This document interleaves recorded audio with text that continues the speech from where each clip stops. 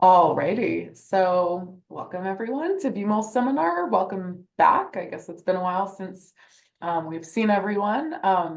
Today we're very excited to have with us Professor Greg Caporaso, and he's coming to us from the Department of Biological Sciences, but also associated with Pathogen and Microbiome Institute at Northern Arizona University.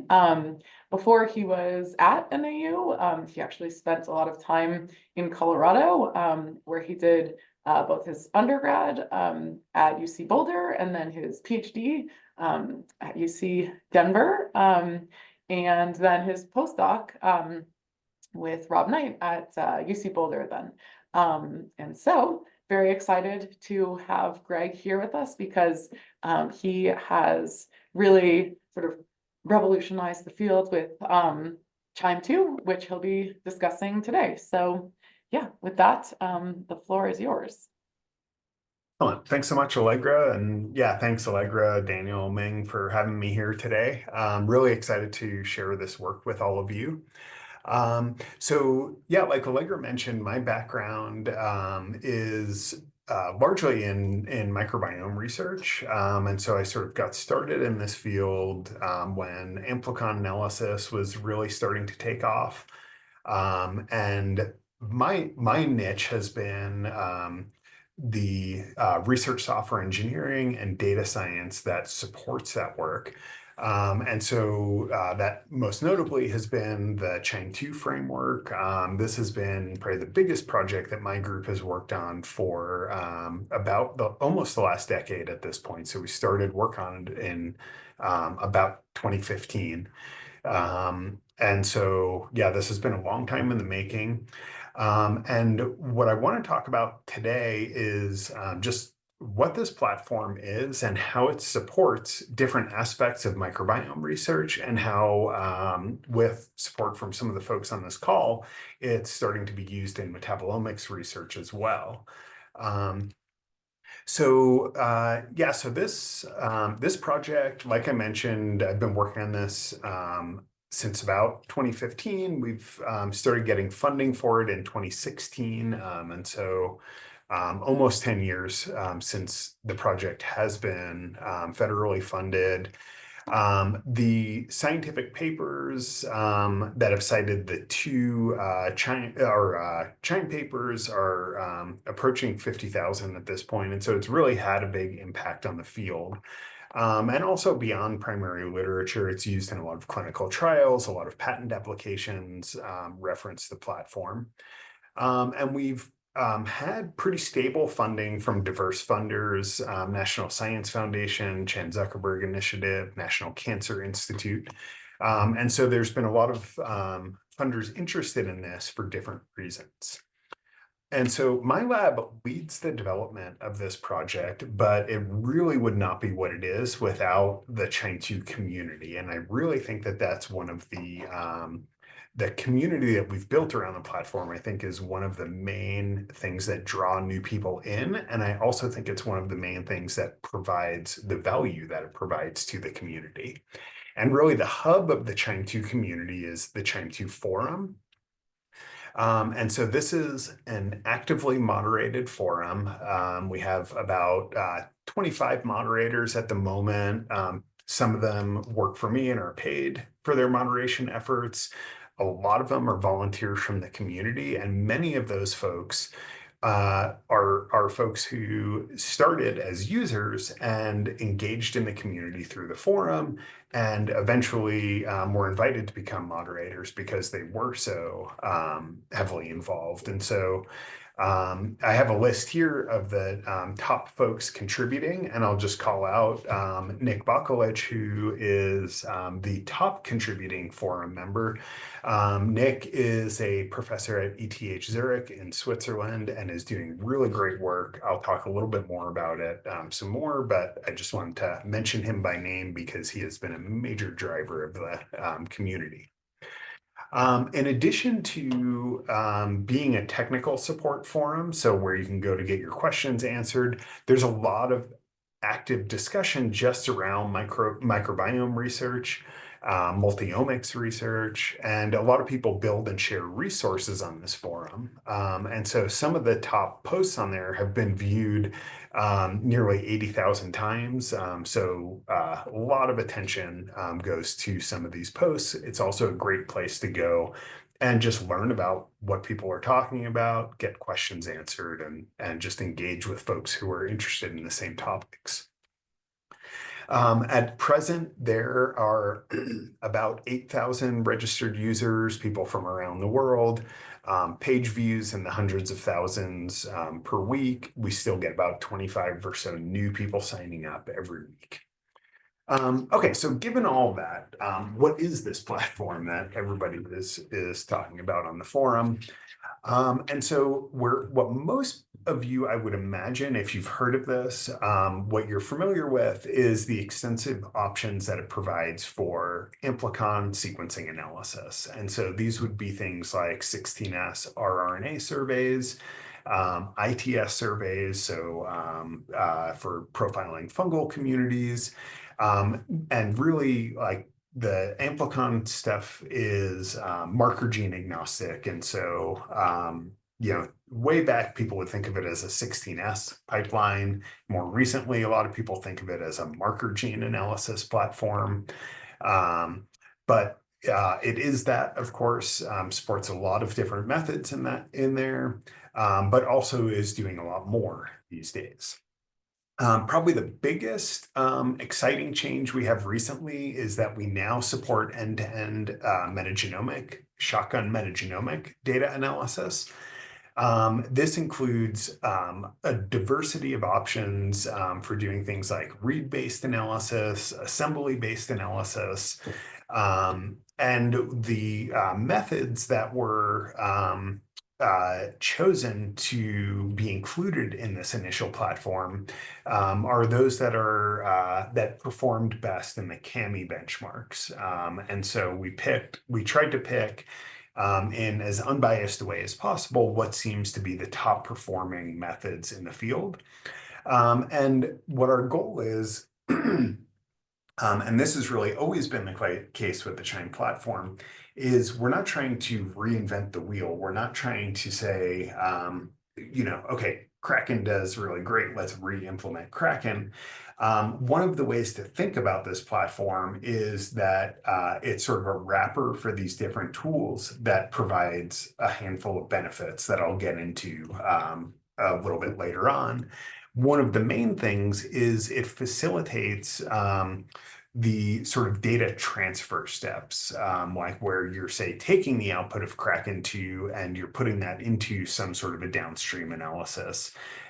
It handles a lot of those data transformations for you under the hood, and it tracks how they were performed. A lot of times that's sort of the steps in an analysis that are not reported sufficiently to be reproducible. With Qiime2, that's all recorded for you. I'll talk a little bit about that later too. And so this, when we first released this, we were calling it the metagenome distribution. We have now sort of rebranded this, and so this project is called MoshPet. I forget the exact acronym. It's modular shotgun something or other with tracked provenance. I forget. This is actually a product primarily of Nick Boklich's lab, and so I didn't get to pick the name on this one, even though I love it. And so we've got some good docs up right now. The paper on this is in review. It's at Nature Biotechnology right now. And so this is in a state that's ready for use. And we're very actively supporting this on the Qiime2 forum. And so if you want to try this out, know that, if you get stuck at any steps, we're there to help and would love to chat with you about it and would love to hear about what's working and what's not working. We're also doing things like building plugins for pathogen genomics data analysis.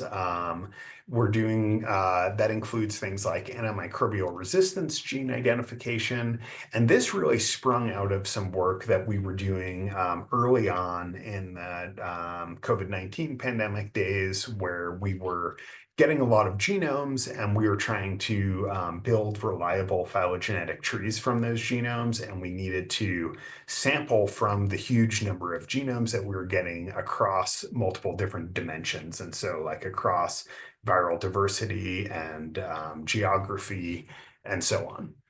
And so we built this tool called Genome Sampler that supported a lot of our workflows, and we built it on this Qiime2 framework. We have also been working with some folks who are doing highly multiplex serology with Qiime2 now. And so this I could talk about a little bit more if folks have questions, but I won't spend a ton of time on this right now. But so really, like, I want to come back to this question of, given all of these things, what is Qiime2? Because it's clearly not just a marker gene analysis platform. So a lot of people would think, it's a pipeline. It's a pipeline for analyzing microbiome data. And so with a pipeline, you might start with various inputs and you work through a series of steps to produce a specific output. At its core, Qiime2 has become a framework for building bioinformatics data science pipelines.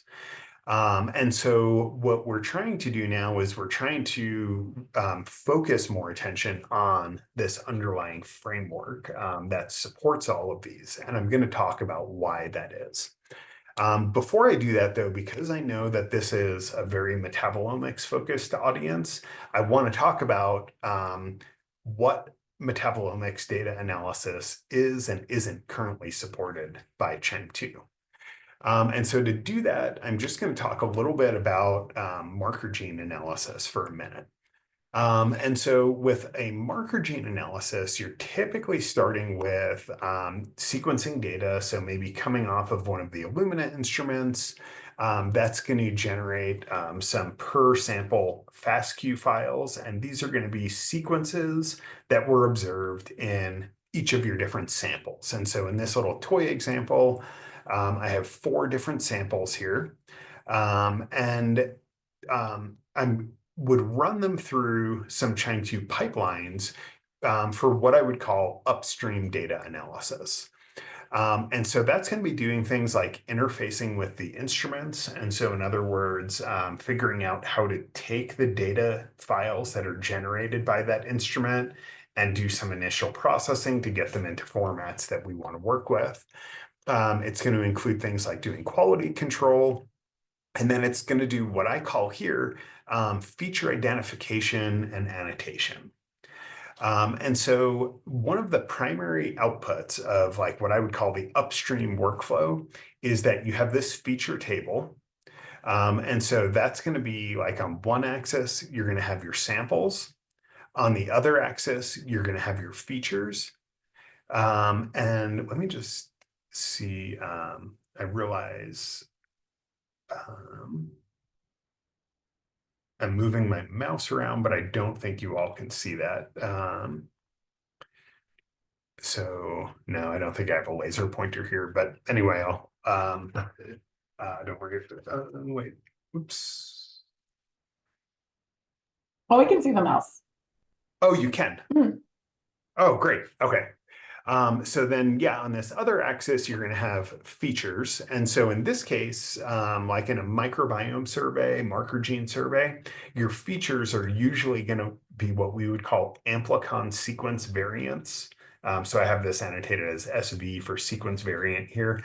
But what that means is it's every unique sequence post-quality control that was observed in that sample. And those become indicators of what organisms show up in that sample. And that's how you describe ultimately the microbial community composition of a sample. You're also going to have some other information that's associated with those features. In Qiime2 speak, we call that feature data.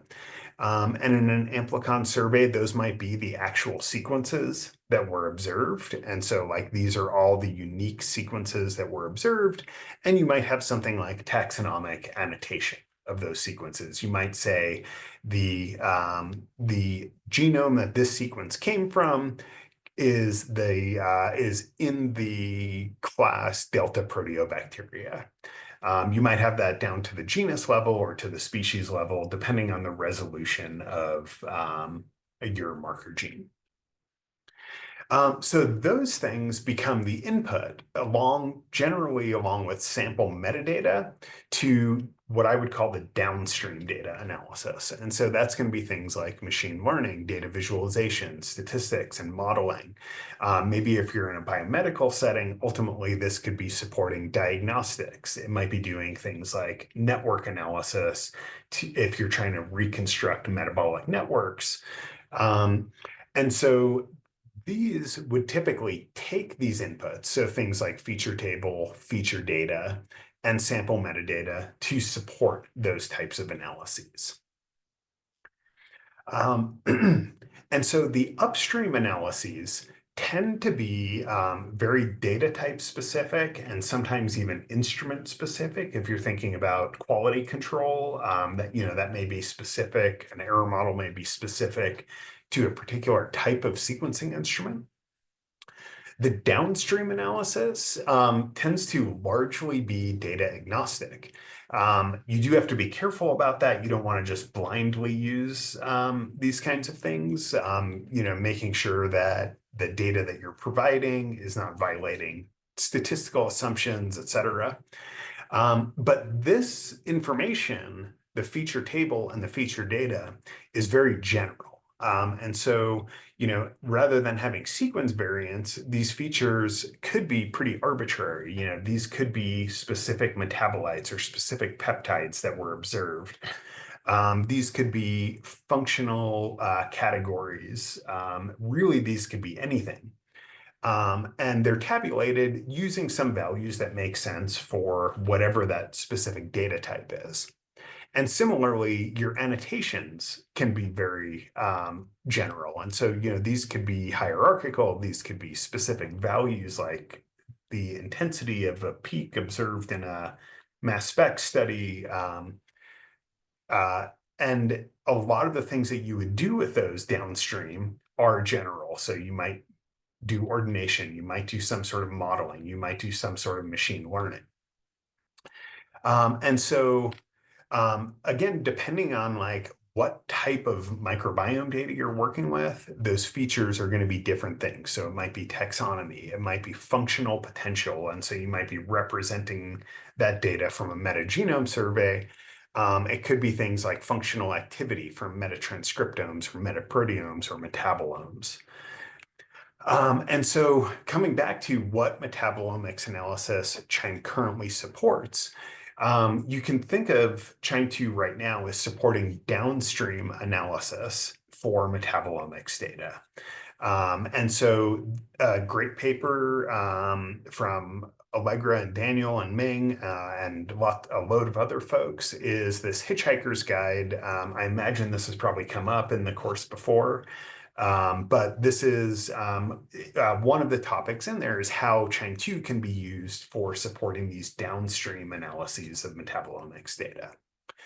Upstream analysis, so getting to those feature annotations and to that feature table from the instrument, that's a goal. That's something that we want to work toward.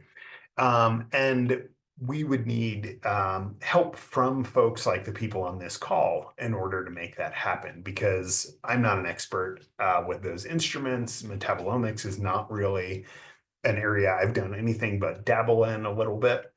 And so what I want to do now is talk about why Qiime2. So, given that all of these tools already exist, why could it make sense to plug them together under this framework?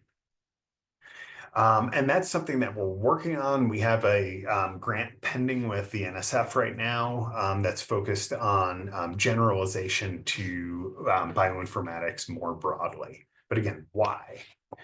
And so when we started building Qiime2, we did that based on experience working with the users of Qiime1, which was called Qiime at the time. And so we worked with a lot of users, and we were seeing a lot of the things that folks struggled with when they were trying to use these complex omics data analysis tools. And we specifically tried to design this to get around some of these issues for our microbiome users. And initially, we were pretty focused on microbiome analysis, but I have a team of professional research software engineers who work on this platform. And so they were thinking, as we were working through the design of, how might we ultimately want to expand this into other domains? And so one of the things that we saw our users struggling with, and that it continues to this day to be a problem, is describing their bioinformatics in a way that can then be reproduced by others. And what we realized as we spent some time thinking about this is that is a lot of burden to put on the user, especially users who are not necessarily trained in computational sciences. And we could engineer this platform in a way that it could automate that record keeping. And so make it less the responsibility of the user and more the responsibility of the system that they're using. We call this system that we built our decentralized retrospective provenance tracking, and I'm going to break down what those words mean. But the problem we were trying to solve here was that recording data provenance, where the data came from, in Qiime2 was on the user. So the user had to do this. And what we found was this was hard for the user. They didn't necessarily know what to record. It was also hard for us to provide support to our users because the user might not necessarily know what they did wrong. And so it might be hard for them to describe what led to a particular odd result that they were seeing. And the reports that they were generating on their analysis were hard to reproduce or replicate. So it's not always clear what somebody did, what versions of software was run, what reference files were used, and so on. And so, in a sort of like a well-kept computational lab notebook from the Qiime2 era, you might see something like this. Like you might see all of the commands that a user ran, or all of the successful commands that they ran, recorded in a text file or a Word document. But that became, even that, while it was doing a pretty good job, was pretty hard to manage because, you might come back to an analysis a few months later and be confused about what all these files were in your directory, how they connected to specific commands that you ran. And so with Qiime2, the recording data provenance happens behind the scenes. And I'm just going to show you a quick example. And if you have a phone with you, it may work for you to pull this up, or if you have the slides. I think, actually, I'm not sure if the link to the slide deck was shared, but that's out there and you can follow this link later. But I just want to show you like what this looks like. And so in Qiime2, this is like one example of an interactive visualization. This is a tool called Empress that was developed by Yoshiki Vasquez in the Night Lab at UC San Diego. And so this is, there's this visualization that's connecting a phylogenetic tree to an ordination plot. As you can imagine, a lot of information probably went into generating this plot. A lot of data analysis steps because you've got to start again with this raw sequencing data. You're doing things like building a tree. You're doing things like ordination. So you need to know what distance metrics were used and so on. So in any Qiime2 visualization, you can also look at the data provenance that's associated with that. And so that's this interactive graph. And if I pull this up and I go all the way down to the bottom, you can see that this circle represents this visualization. And this is what we're looking at. And the box surrounding it is describing the command that was used to generate that visualization. And so here, this is saying it was using this plugin called Empress and this action called Community Plot.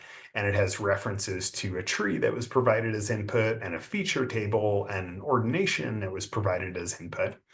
And if we were to track all the way back through this graph, we can start to see what some of the other actions were that led to generating this, including like any parameters that they took as input.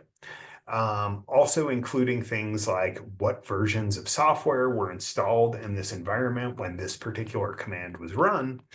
And if we trace this all the way back up to the top, you can see that what this starts with is where you're importing FASTQ data into this system. And so all of the bioinformatics steps are recorded here. And that information is accessible for you when you need it, or it's accessible for us on the forum when we're trying to help you figure out, did you do something unusual in your workflow that's leading to some kind of a weird result? So this is all recorded behind the scenes. You as the user don't even really know that this is happening or even that it's there until you need it. And so this is in contrast to what I describe this as retrospective data provenance. This is in contrast to what I would call prospective provenance, which is going to be something like a Jupyter notebook or an R Markdown document.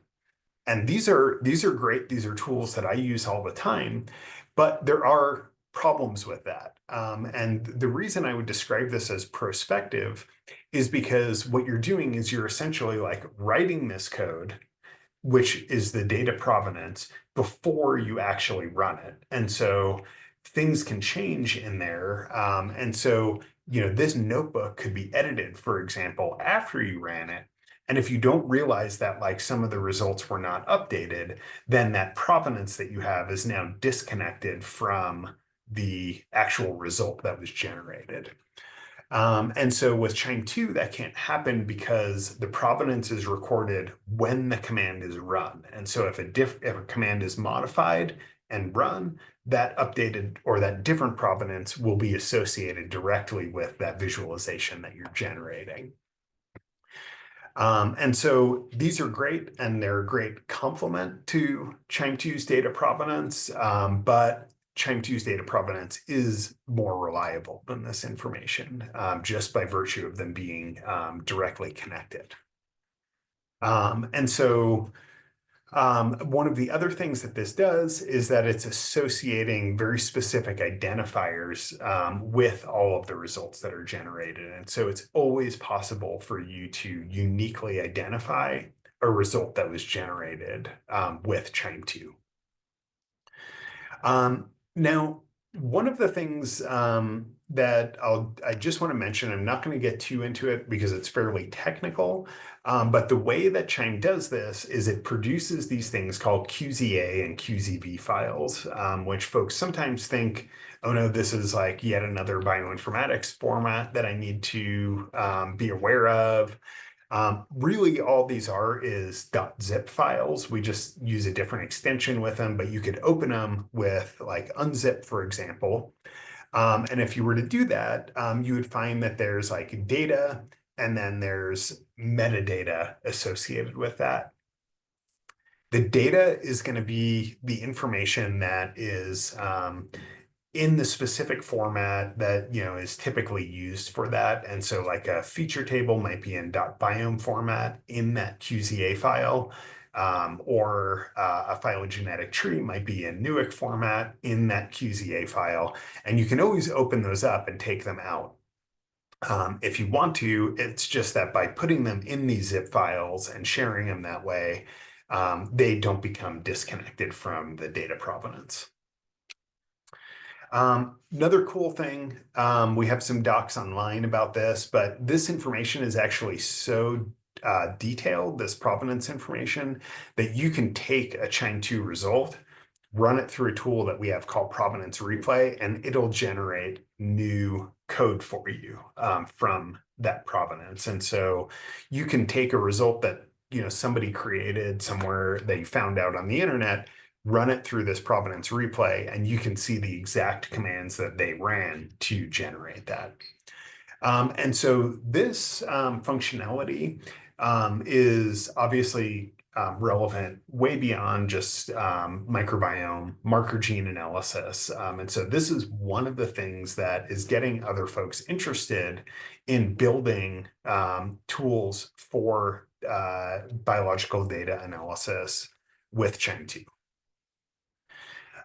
Another issue that we saw in our user community with Qiime1 was that we provided a command line interface, but a lot of folks were not comfortable with command line interfaces. They're not super intuitive if you're not a computational scientist, you don't have a background in this area. And so the other thing, like if you go on the complete other end of the spectrum, there were folks who wanted to, well, actually, let me just move to the next slide. But there were folks like data scientists who were building their own computational analysis pipelines. And so these are people who are like savvy Python programmers or R programmers. And what they said, well, you know, the command line interface is too clunky. I want to be able to access this directly from Python. And so how do you support both of those users, right? Like you have on the one hand, you want people want a graphical user interface. On the other, they want even lower level. They want to work with this in Python. And so what we did with Qiime2 was we made it so that all of the analytic functionality is completely independent from the interfaces. And so in other words, the way that something is analyzed is not dependent on how the user is using that. And so what that enables us to do, and what we've done so far, is provide different interface types for the same underlying functionality. And so, for example, you can access Qiime2 completely through Galaxy. We have all of our marker gene tools available on a public free Galaxy server. I'll have a link to that in just a minute. You can, of course, still use a command line interface, and that's still probably what the majority of our users do. And you can also use Qiime2 through a Python API or through an R API. And so if you are a Python programmer or an R programmer, it's very straightforward for you to run Qiime analyses, interact with Qiime2 results, and so on directly within those environments. And so you can use Qiime2 as a component of more complex systems that you're building. And all of that data provenance tracking and everything that I just mentioned happens behind the scenes in all of these. And so it doesn't matter which of these interfaces you're using. You can also do things like very easily move between interfaces. And so one thing that I do a lot is I'll use the command line interface to run the really computationally expensive stuff on my university's HPC system. And then I'll take some of the results down to my laptop and I'll work with them in Jupyter notebooks locally. And that's going to be like more where I'm doing things that are pretty iterative, like doing statistical modeling or generating visualizations. And so you can move back and forth between these interfaces, and Qiime doesn't know or care that you're doing that. I mentioned Galaxy. A lot of folks do like this because it provides a fully browser-based interface to all of this. And I just want to mention this cancer.usegalaxy.org server. This is a public Galaxy server, and you can go on there and you can use Qiime2, and the compute is all free, at least at the moment. And it doesn't need to be exclusively for cancer-focused analysis. So regardless of what you're working with, you can use this server. It's just funded by the National Cancer Institute, and so they do kind of focus it on providing cancer-relevant tools. Excuse me for just a second while I take a sip of water.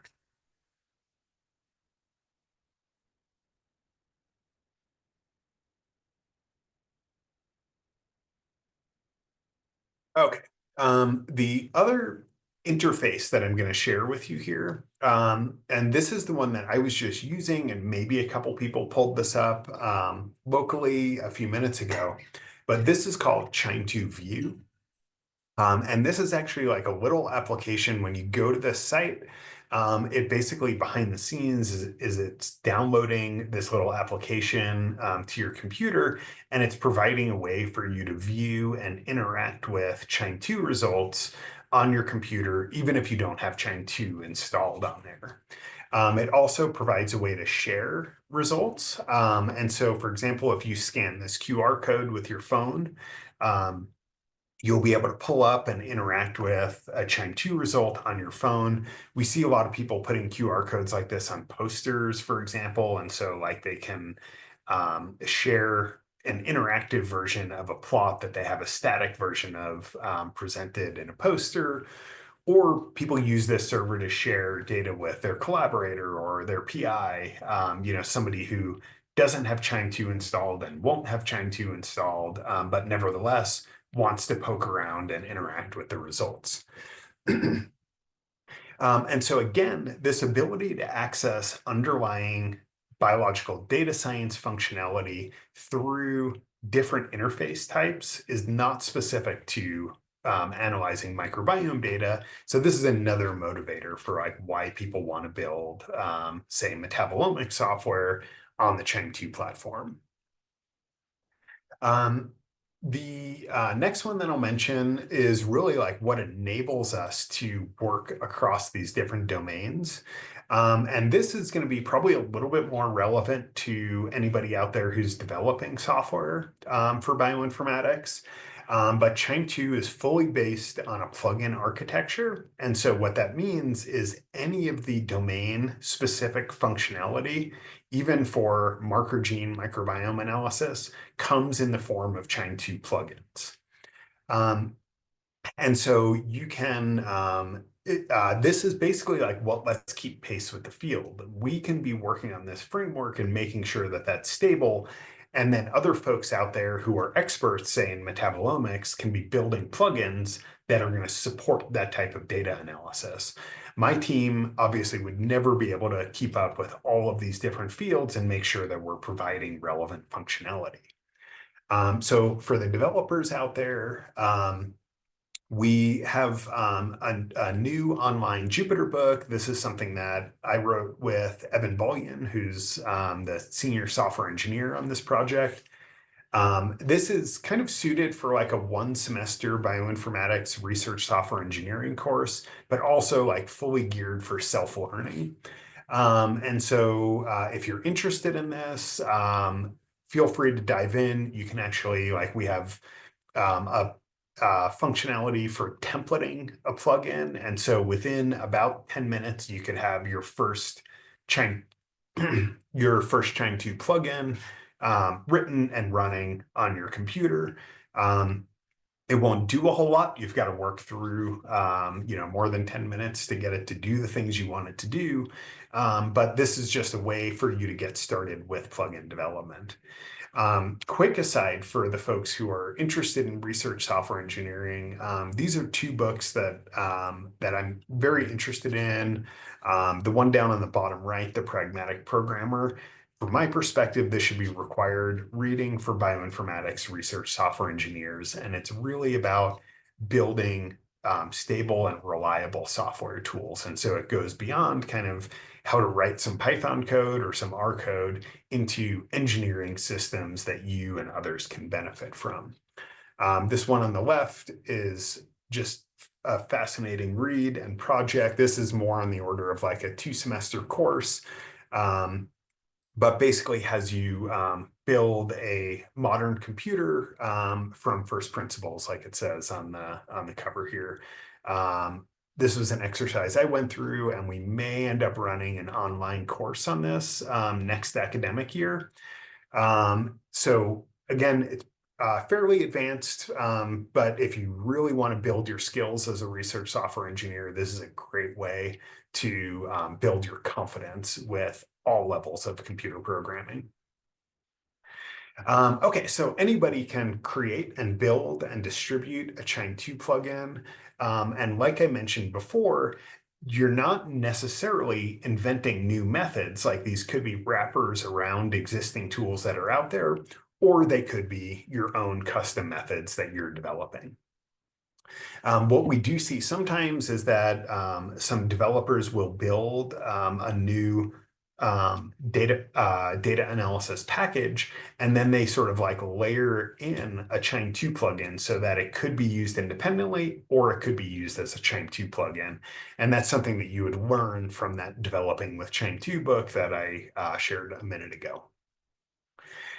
We are in the process of refactoring this site for sharing Qiime2 plugins. And what we're trying to do is make this even more useful for users and for developers. And so for the users out there, this is the site that you would go to discover new methods that are available for you to use. Like I said, it's in a state of transition right now, and so there's not a whole lot on there. But what we want to do is we want to enable you to use this to discover tools and also to assess the quality of tools that are out there.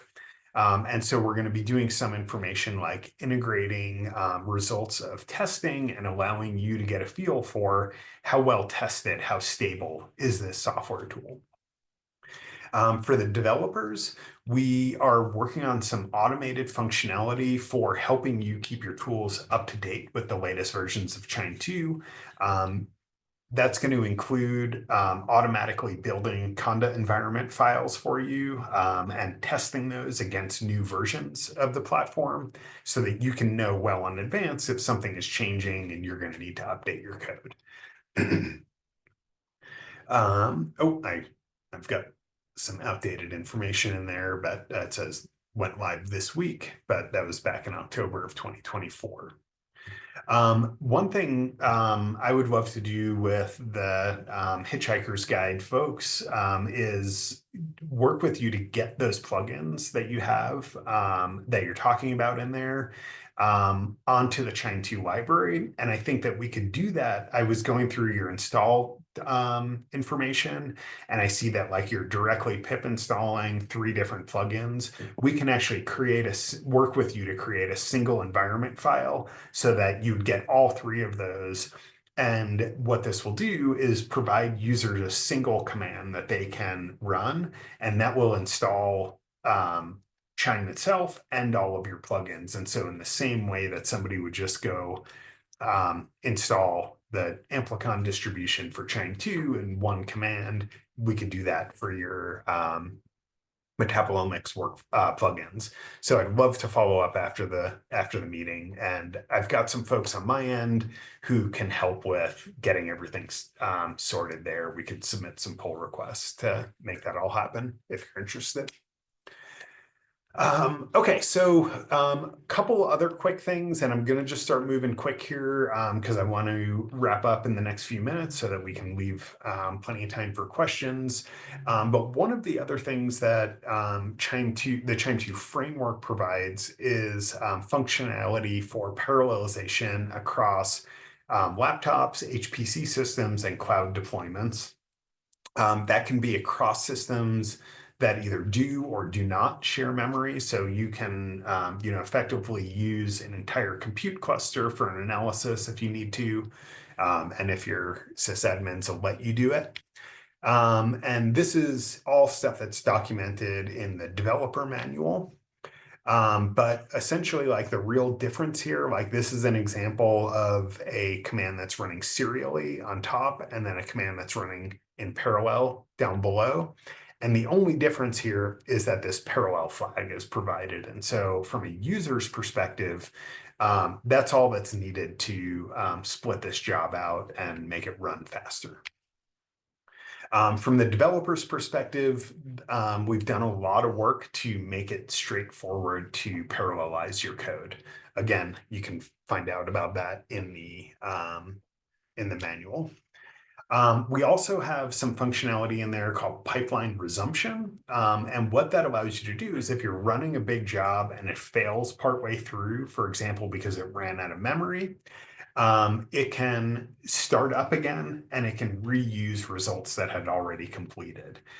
So this saves you time. And also as we're starting to see some workflows that, I think there's been a lot of news lately about just how much energy some of these, say like AI training software use. This can save energy because it can help you avoid having to recompute things that were already computed. And then we also have this system called the artifact class system. And this is basically like what helps us move data between different tools. And so I mentioned very early in the talk that Qiime2 handles moving data between tools for you. And this is all based on that. And I have some links in here for this is probably more like developers who might want to learn more about how that works.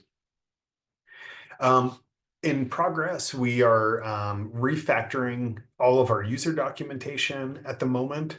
And so you should expect a lot of changes. We put a lot of attention into making sure things are really well documented and really understandable.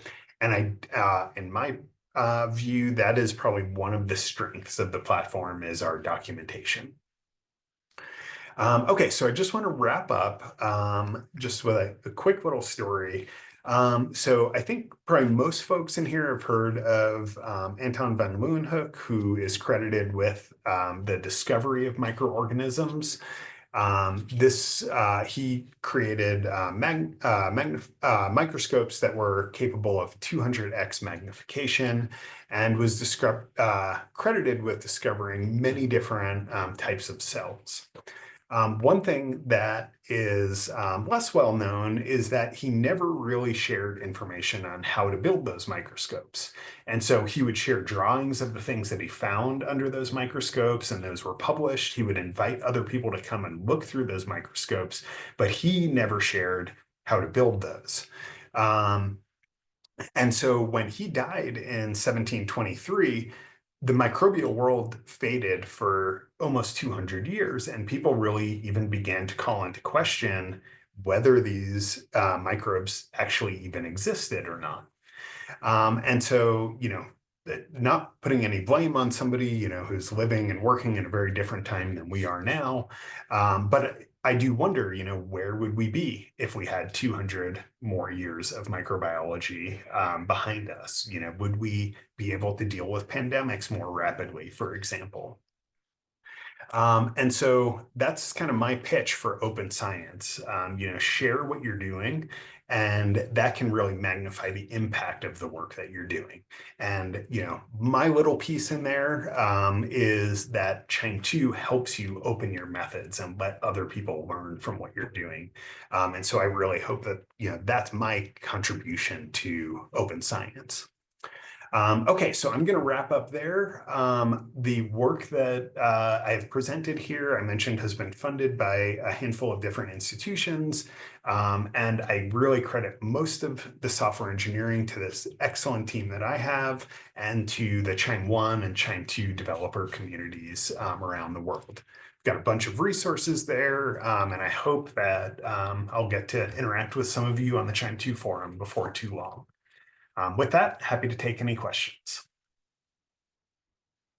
All right, so let's give Greg a round of applause. Thank you so much for the seminar. So one quick thing to mention is that the Hitchhiker Guide, which Greg described, remember that came out of this VMOL infrastructure. So just wanted to mention that. Some of the cool things that VMOL is doing. So with that, maybe we'll stop the recording, let those of you who need to go leave, and then we'll open the floor to any questions.